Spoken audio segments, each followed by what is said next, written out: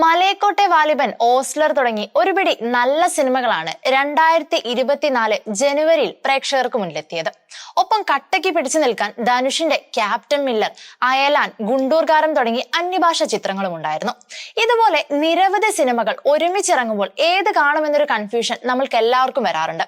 അങ്ങനെ നോക്കുമ്പോൾ ഫെബ്രുവരിയിൽ നമ്മളെ എക്സൈറ്റ് ചെയ്യിപ്പിക്കുന്ന ഒരുപാട് സിനിമകളാണ് ഇറങ്ങാനിരിക്കുന്നത്. കേരള ബോക്സ് ഓഫീസിനെ ഇളക്കി മറിക്കാൻ സാധ്യതയുള്ള ചില റിലീസുകളെ കുറിച്ചാണ് പറഞ്ഞു വരുന്നത്. അതിൽ മലയാളത്തിനൊപ്പം മത്സരിക്കാൻ തമിഴും തെലുങ്കുമെല്ലാം ഉണ്ട്.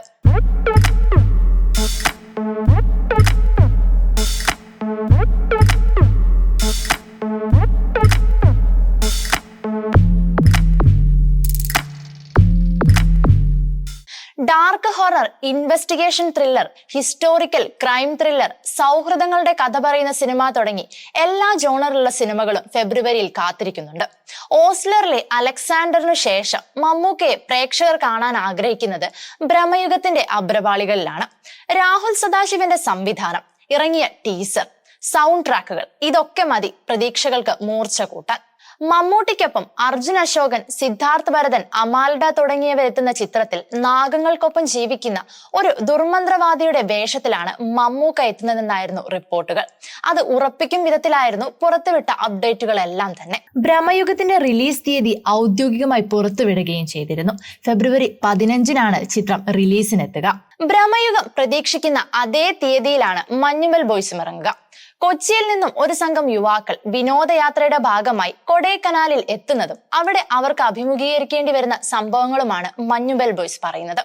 സൗബിൻ ഷാഹിർ, ശ്രീനാഥ് ബാസി, ബാലു വർഗീസ്, ഗണപതി, ലാൽ ജൂനിയർ തുടങ്ങിയവരാണ് ചിത്രത്തിൽ പ്രധാന വേഷത്തിലെത്തുന്നത്.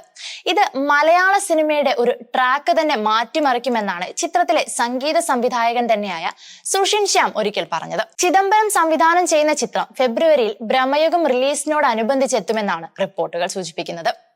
അടുത്തത് ഡാർവിൻ കുര്യാക്കോസിന്റെ സംവിധാനത്തിൽ ടൊവിനോ നായകനായി എത്തുന്ന ചിത്രം അന്വേഷിപ്പിൻ കണ്ടെത്തുമാണ്. ഒരു റബ്ബർ തോട്ടത്തിൽ യുവതിയുടെ മൃതദേഹം കാണുന്നു. പിന്നീട് ഇതിന്റെ അന്വേഷണത്തിനായി Cheruvally police station SI Anand നാരായണനും ഒപ്പം 4 പേരും അടങ്ങുന്ന സംഘവും എത്തുന്നു. കൊല്ലപ്പെട്ട പെൺകുട്ടി ആര്? കൊലപാതകി ആര്? കൊലയ്ക്ക് പിന്നിലെ കാരണമെന്ത്? ഈ ചോദ്യങ്ങൾക്കുള്ള ഉത്തരം തേടിയുള്ള പോലീസിന്റെ സഞ്ചാരവും അതിനിടെയുള്ള സംഭവബഹുലമായ നിമിഷങ്ങളിലൂടെയുമാണ് ചിത്രം കഥ പറയുന്നതെന്നാണ് സൂചനകൾ. പതിവ് ഇൻവെസ്റ്റിഗേഷൻ രീതിയിൽ നിന്നും മാറി അന്വേഷകരുടെ കഥ സംസാരിക്കുന്ന സിനിമയാണിതെന്ന് നേരത്തെ റിപ്പോർട്ടുകൾ വന്നിരുന്നു. ടൊവിനോയുടെ കരിയറിലെ നിർണായക സിനിമ കൂടിയായ ചിത്രം ഫെബ്രുവരി 9-നാണ് തിയേറ്ററുകളിലെത്തുക. അടുത്തത് ദിലീപ് നായകനായി എത്തുന്ന ഏറ്റവും പുതിയ ചിത്രം തങ്കമണി.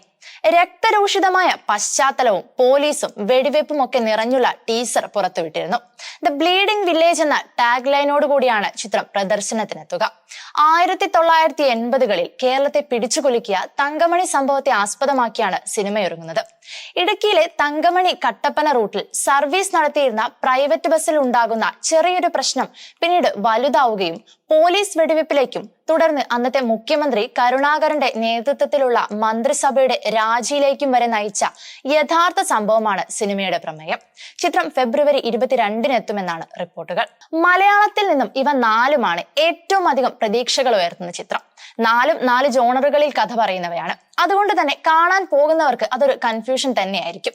ഇനി ഇതൊന്നും കൂടാതെ രജനീകാന്തിന്റെ ലാൽസലാം, മമ്മൂക്കയും ജീവയും വേഷമിടുന്ന യാത്ര 2 തുടങ്ങി അന്യഭാഷാ ചിത്രങ്ങളും എത്തുന്നുണ്ട്. അതുകൊണ്ട് കേരള ബോക്സ് ഓഫീസ് ഇത്തവണ മലയാള സിനിമ വാഴുമോ അതോ അന്യഭാഷ ചിത്രങ്ങൾ കൊണ്ടുപോകുമോ എന്നറിയാൻ കാത്തിരിക്കണം. കാരണം ജയിലറും വിക്രമും ലിയോയും ഒക്കെ വന്ന് റെക്കോർഡ് തൂത്തുവാരി കൊണ്ടുപോയ ചരിത്രം ഇവിടെയുണ്ട്. Entertainment desk, movie world media.